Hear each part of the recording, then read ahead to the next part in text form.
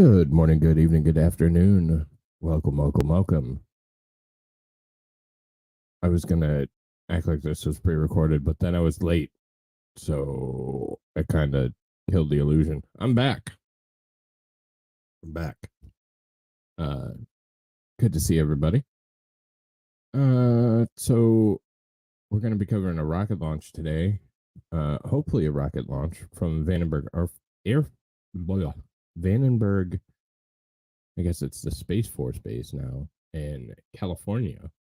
It's a little bit different than we normally cover. Normally from Kennedy, but today we're going to take a trip out to Cali.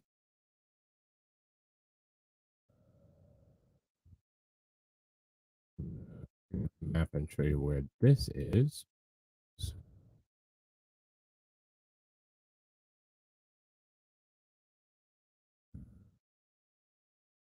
I don't know if it's a little bit for days.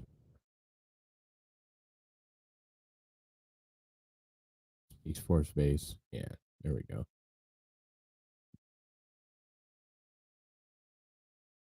Yeah, it's now, well, it's kind of half and half still. So let's say hi to everybody and we'll get right into it. What's up, Blandris? And Parabellum. Hello. We're also streaming over on Rumble. So if you prefer Rumble, apparently what has gone, YouTube came out with their new stuff. So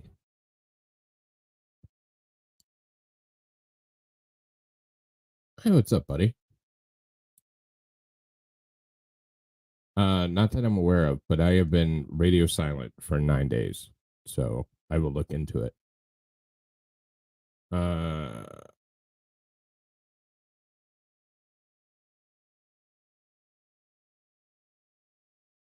Hello.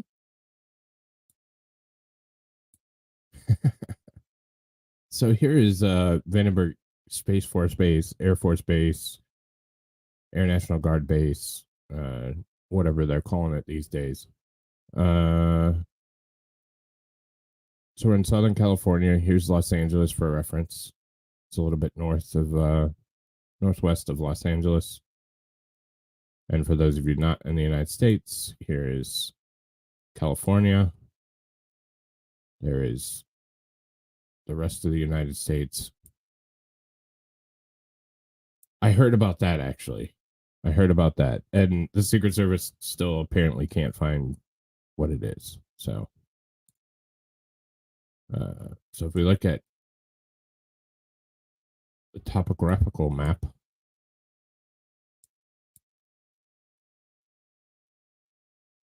so Vandenberg is it's a much smaller launch facility. There's Space Launch Complex 10, but same kind of thing. And you reach different orbital inclinations using less fuel, using different. They also produce the Starlink satellites out here in California. So if they don't have to take them all the way across the country, all the way to Florida, which is way over here. So Kennedy Space Center, for those who don't know, is right here between, it's on this coast here. Oh, really? Damn. What's up, Backwoods? Start. Yeah. And that's gonna be one of their challenges. There's a couple more challenges that they're facing. I'm watching the live feed just to see, but I was gonna touch a couple things why we're kind of waiting. So SpaceX Starlink satellites have made 50,000 collision avoidance maneuvers. They make 1 million maneuvers every 6 months by 2028. For those who don't know, this constellation is massive. It is a massive, massive constellation of different Starlink satellites. Starlink satellites. Jesus, I can't talk.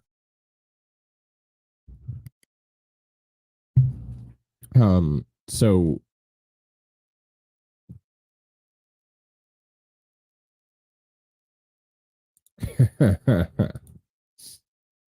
uh, so one of the things is we have so much space junk.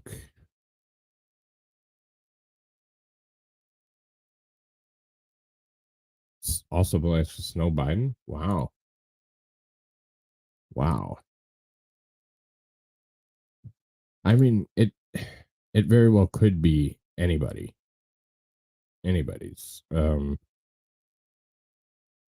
We know that there's some corruption there. So so let's take a look real quick. Well, after we look at that, we'll go over here. This is Starlink, an active tracking service for Starlink. These are all their constellation satellites. So these are ones that haven't reached their inclination yet. So recently launched.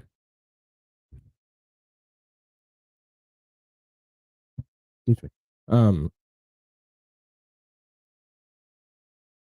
Okay. Family shouldn't have access to. Huh. What's up, Bobby? Uh. So these are the ones that are in the line haven't reached their orbital inclination, so they go up and they slowly, very slowly, uh, enter their orbits, and their orbits are plotted and calculated out. There's a thing called Kessler syndrome, which is there's so much shit in the air that we cannot launch anything else. Um, and that's a very real possibility with other countries, and really no way to deal with this kind of stuff. Um, it's one of those things where if one of these has a collision and hit something else, it could turn it into just an enormous amount of particles that wouldn't be able to be avoided, and eventually they would cause so many other collisions, and it would blanket our entire planet, and we couldn't ever launch anything else. So this is low Earth orbit. This is just Starlink too. This is not other companies. I don't believe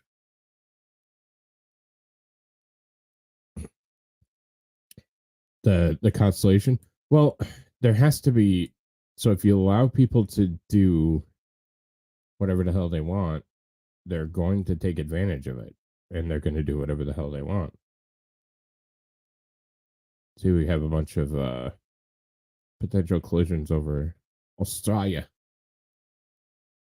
So all these little hexes are where they have to avoid a collision for whatever reason.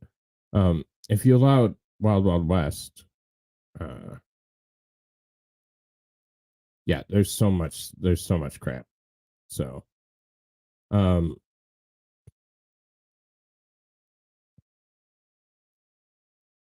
hey Linda, hello.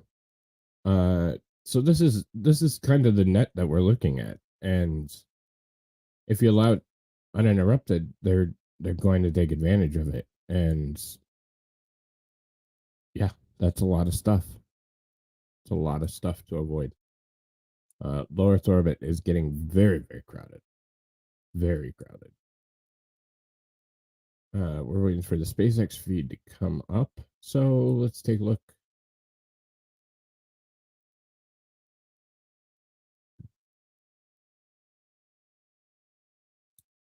Very much. Yeah, and I need to reach out to that. I need to reach out to a friend, and I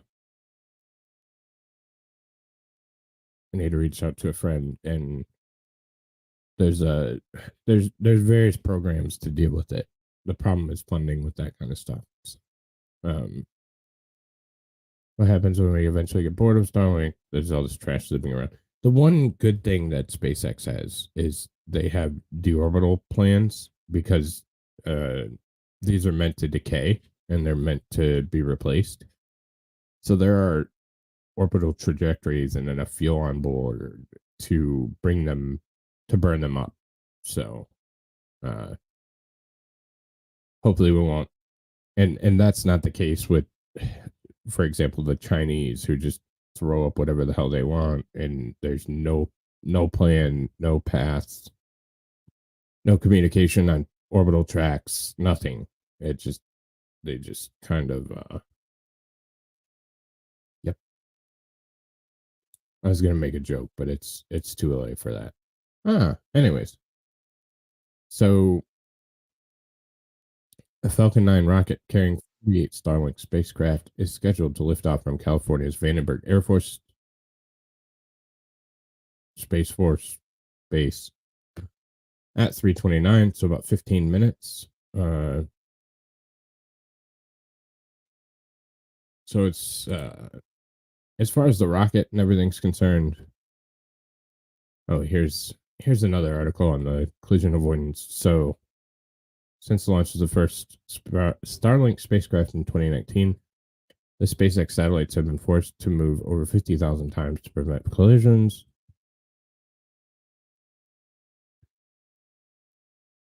It was basically about driving, but you can fill in the blanks. Uh, that, anyways. Um, so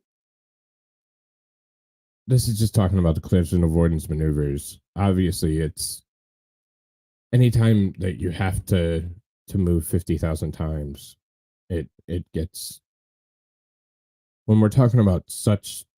Oh, I don't want that ad.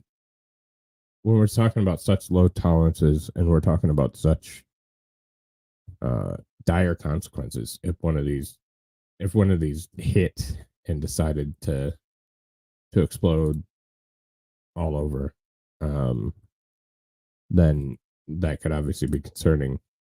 So it is concerning that, but the other thing is that they have the capability to move, and that's not something we see with all the satellites. Yeah, I know.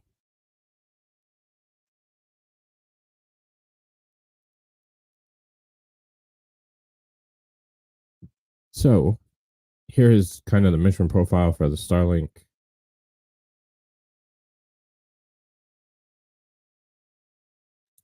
Uh, no, he's a very intelligent individual.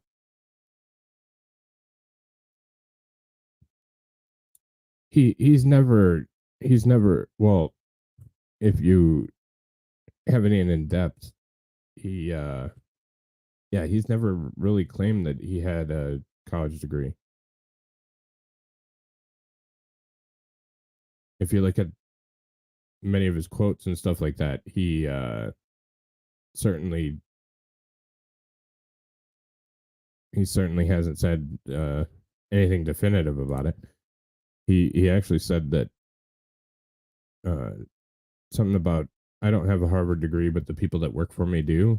So um, he's been known to not value the educational system. So well, it's a day show, Bobby.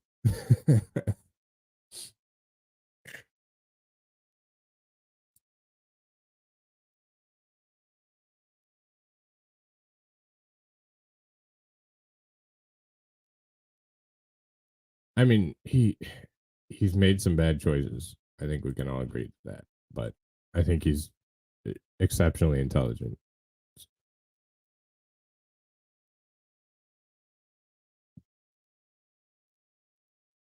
He's much more than an investor, though. He's much more hands on than an investor.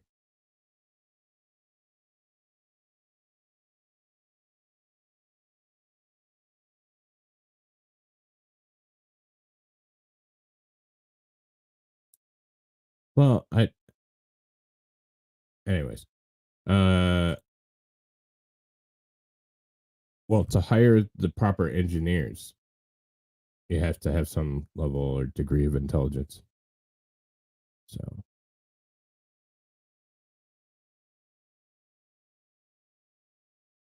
no, you're fine, buddy.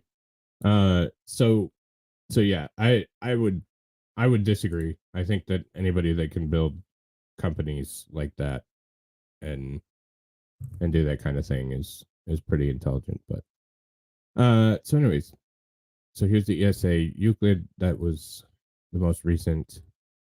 Um, they've done several Starlink missions since then. Uh, so here again, and I don't. SpaceX is not up yet, which is concerning because they usually go at 15 minutes prior. Uh, 12th flight for the first stage booster supporting this mission, which previously launched Sentinel 6. Uh, land on the, of course, I Still Love You drone ship. A live webcast will begin about 5 minutes prior to liftoff. So we're in that kind of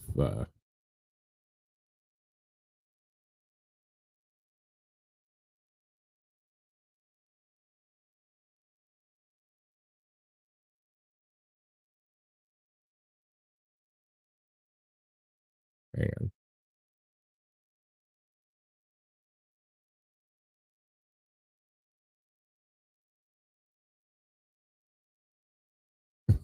We're not getting into an Elon debate. Not this close to a mission. I disagree. I think that uh, many have tried and haven't got there. So here we go. SpaceX launch director verifies go for propellant load. That's always happened, um, or already happened.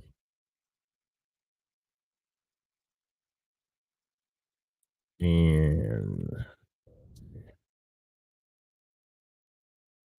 can be accurate on what's already happened.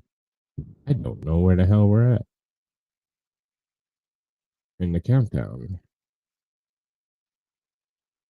Space Coast. Not on the Space Coast.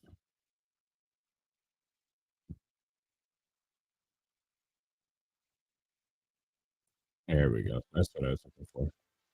So SpaceX's feed is now up. So that's good news. Uh, go for launch. RP1 and LOX are normal fuels. Rocket grade kerosene and liquid oxygen.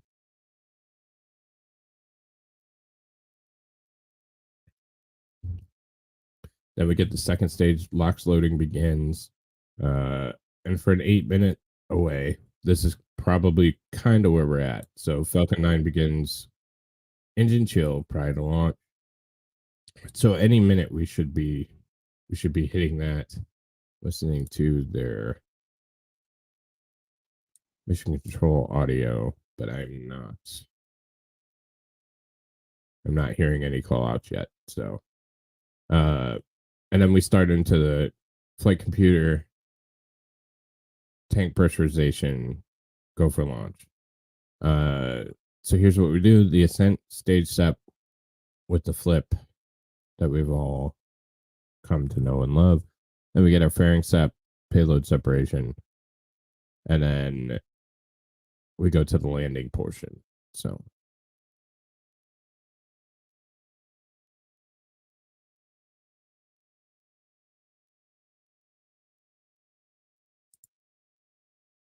potentially. Uh I do agree with the battery breakthrough.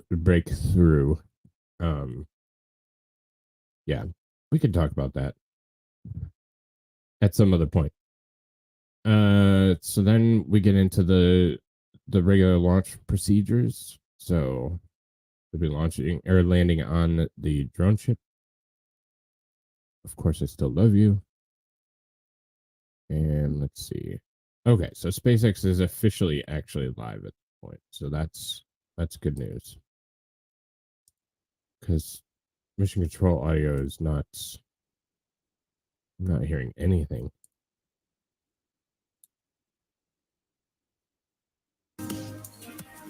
Stage 1 is transonic. Landing legs have deployed. And Falcon 9 has landed.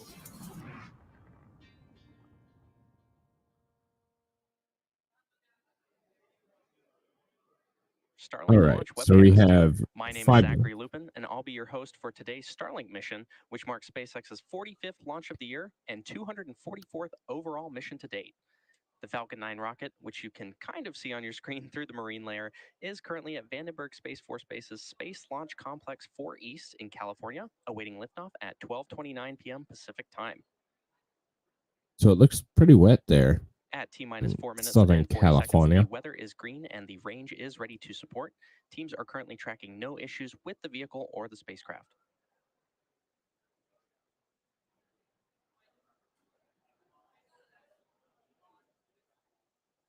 Coming up shortly, we should see the clamp arms on the strong back opening up. Those clamp arms are located You see a just lot of below the puffy payload stuff coming fairing. off here.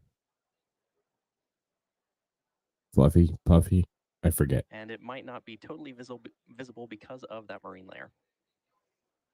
So this is one of the problems at Vandenberg is for launch enthusiasts. The strong back or transporter erector is the truss structure next to the rocket that is used for rollout and to route propellants and electrical power to the vehicle in preparation for launch. So this is one of the problems with it. You get so much dense cover, fog cover. So what's up, Neo? So it's often hard to see launches, but so right there's the rocket, the strong back's retracting right now. And you can just make out the strong back retracting on your screen there. Now coming up next at T-minus 3 minutes, we should hear that stage 1 has completed liquid oxygen loading.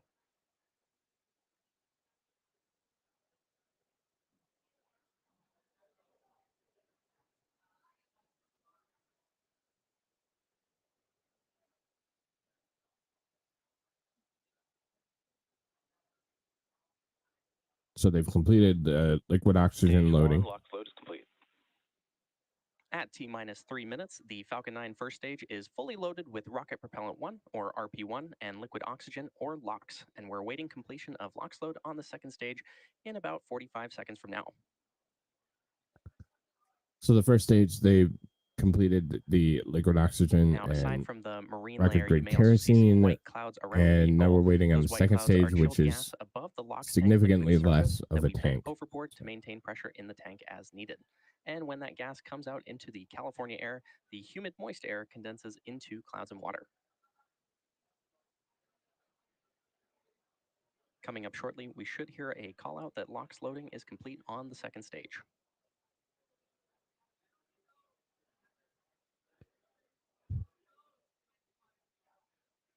Yeah, I wish they'd do something, but hey, what's up, Digger?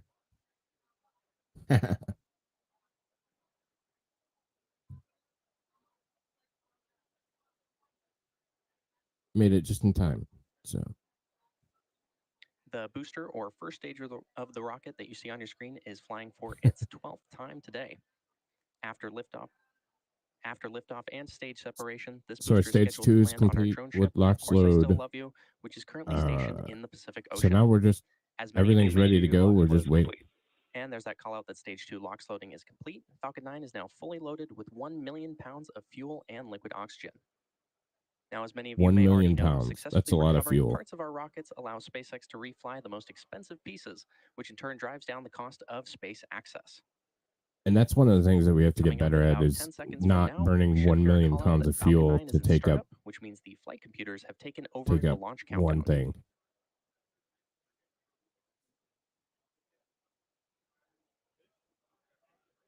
Falcon 9 is in startup. And there's that call out that Falcon 9 is in startup. In a few seconds, we should hear our launch director, or LD, give the final go for launch. So now the rocket has control of everything. So LD is go for launch. hey, Pyramid.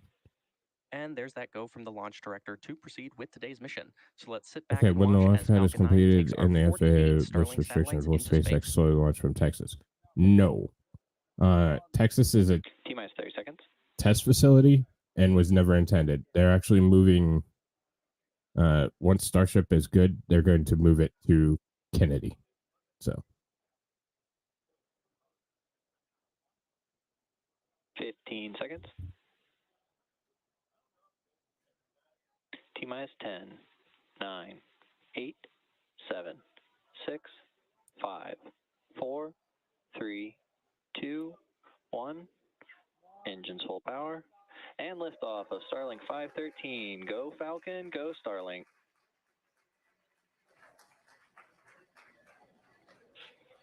So pretty. Vehicle is pitching downrange. M1D chamber pressures are nominal. Seeing with all that, I mean, there we go. So that's one of the best parts about Vandenberg, though. Once you punch through the cloud layer, the low-lying clouds, At T plus you get a 30 pretty good seconds, image. Falcon 9 has So successfully lifted off from Slick 4 East from Vandenberg Space Force That was Base in hobby. California at 12:29 p.m. Pacific time. Now, the next major milestone coming up is Max Q, which is when the vehicle experiences Power and telemetry nominal. which is when the vehicle experiences the greatest amount of external stresses as it ascends through the Earth's atmosphere.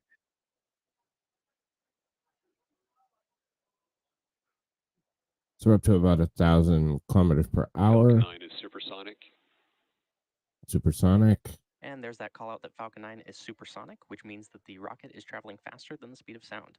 We should hear that call out for Max Q shortly. Max Q. And there's that call out for Max Q, which again is when the rocket experiences the largest amount of external stresses. Is there audio like way fucking behind? Now we Or are am I just about 1 listening minute to- away from a series of events: main engine cutoff, stage separation, second engine No, start it seems one, like and then they're lastly fairing separation. MECO, or their main video engine is cutoff, way is off where from all there. 9 of the Merlin 1D engines on the first stage shut down. That's followed by stage separation when the first and second stages separate. Here, we'll do it then. So now we're coming up to main engine cutoff. So they're going to cut off the 9 Merlin engines, and then it will prepare for its flip maneuver. The payload will continue on with the second stage. No, this dude is just super eager. Okay. Well, either way, we'll cut it off. So sure that everything works fine. Yeah. They're doing a really fine job at getting them up. So I always thought the graphics on the screen was a best guess and not accurate.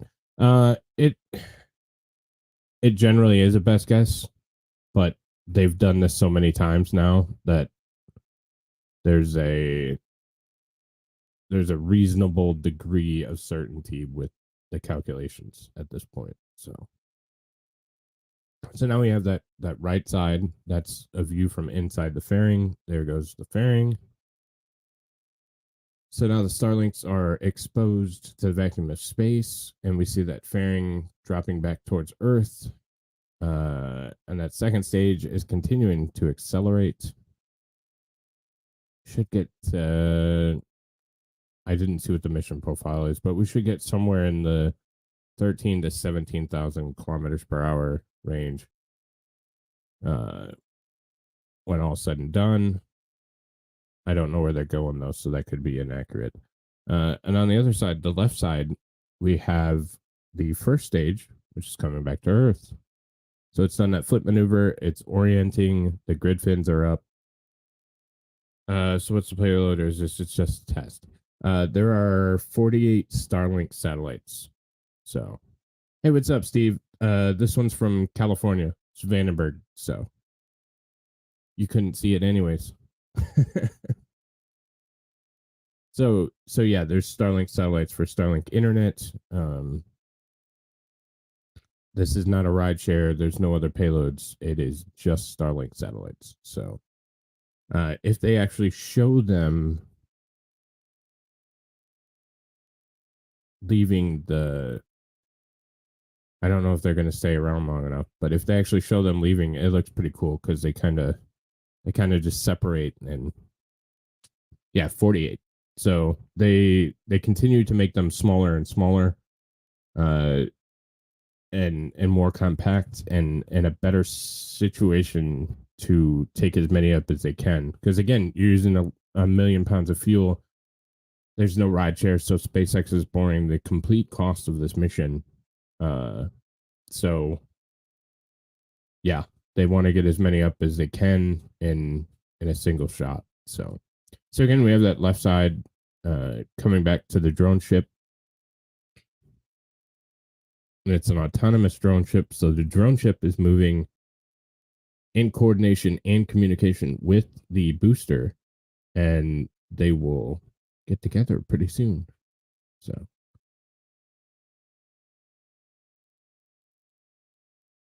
we'll start seeing a little bit of an increase in speed until that stage 1, that left side, starts encountering resistance from the atmosphere, and then we'll see the grid fins kind of turn it and orient it to land. We'll get a couple burns from that left side. I believe they're using 3 engines now, so we'll get a couple short bursts just to kind of slow it down, but the atmosphere does most of the slowing. So did you just aim me?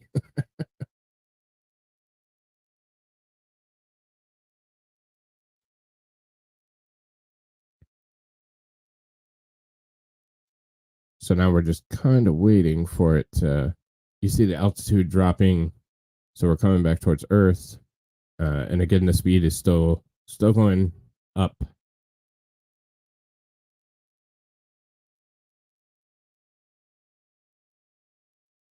And it's been so long since they've lost one.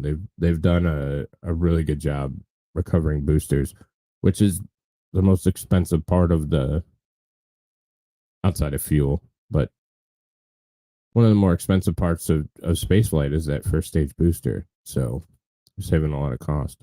So Canadians are mean, especially you Frenchy talking ones. Digger's on the left coast, which is not a Frenchy talking one. So there we see that that burn, and it's just a short entry burn. And we see that speed bleeding off considerably. Now they're going to cut the engines, and see those cold gas thrusters moving the spacecraft with the help of the grid fins. And now that we're encountering atmosphere, or thicker atmosphere, we see that speed just bleeding off. So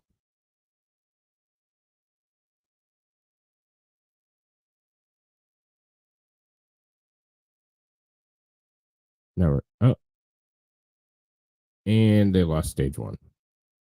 Well, video uplink for stage 1. So we continue to see that altitude dropping. We see that speed. So there we go. We got uplink back. So that left side is telemetry for the first stage. The right side is stage 2 telemetry.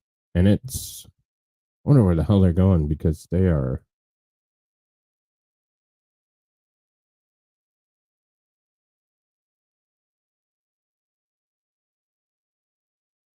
free camera wear.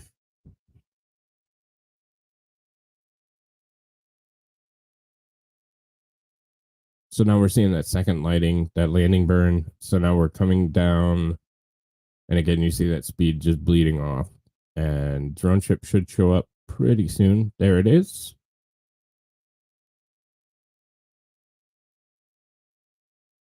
And touchdown. And it's actually pretty soft when they calculate and can figure out how. Sorry, I'm just looking at it. When they can figure out all these variables and get it down to, a consistent, repeatable result, that touchdown is actually pretty soft. So, are Starlinks actually in space, or are they technically still in the realm of Earth's atmosphere?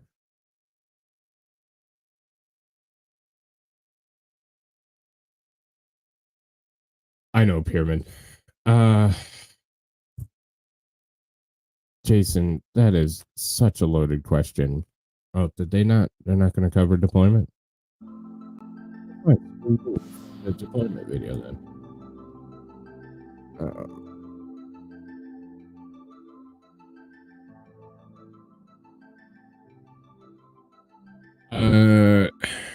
So to answer your question, Earth's atmosphere extends quite a ways.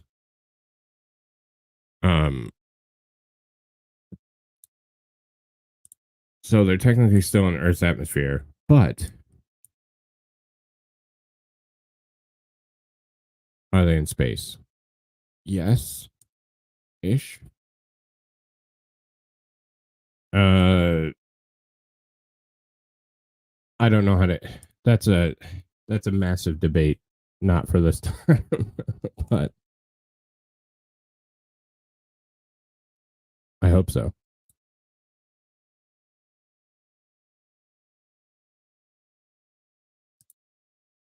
Yeah, I mean it's that's quite a debate in the back and forth, where space begins. You have the Kármán line, but people can't even agree on what the hell the Kármán line is. So yeah, I know I wanted video of the actual deployment. So here is the actual deployment. So we see the fairings. These are the V2 version 2 mini satellites. So we'll just watch them. So they kind of just drop out. There's a choppy video.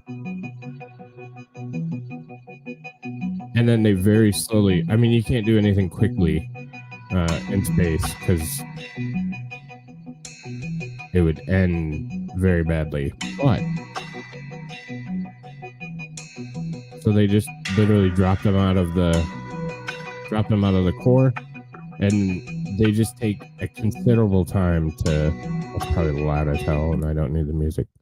They take a ridiculously considerable amount of time to kind of separate and move apart. So, um, yeah, that's a whole stack of them. So they literally stack them up, and there's a titanium rod that holds them together. Once that rod's removed, they can start separating slowly. It wasn't a great video, but that's the only one I could find quickly. Shit.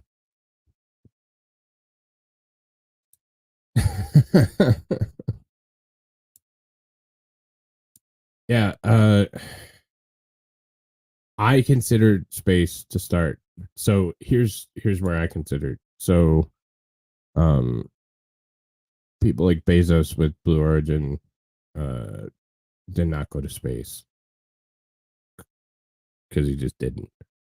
I consider it about 200 kilometers above Earth. Sorry about that. So about 200 kilometers from the surface of Earth is where I think a safe bet is. And I believe that they're just over 200 kilometers. Yeah, 229 kilometers, and they're actually gonna raise their orbits. So I would consider them in space, but yeah, there's a debate as to where space starts for sure. So,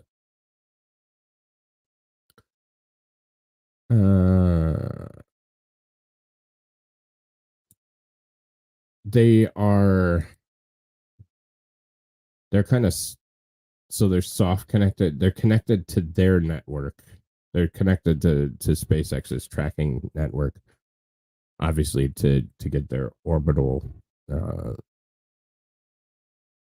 tracks and telemetry and that kind of stuff. But yeah, they go through a boot up sequence before they attach to the Starlink system. So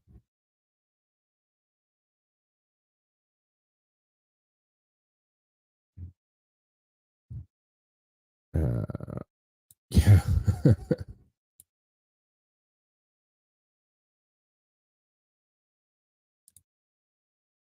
Supposedly.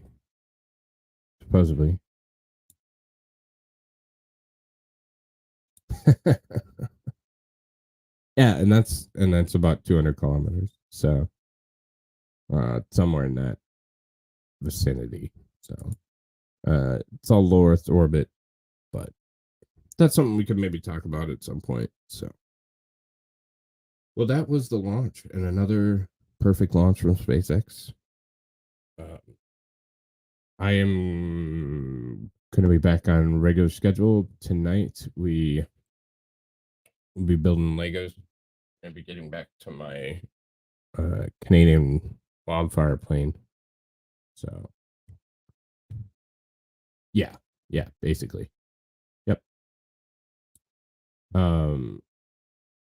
So catch us at 8:30 p.m. Eastern time, and then we'll be back to regular schedule. So, good to see everybody again. Good to be home, and I will catch you guys later. Thanks to Brian for the outro.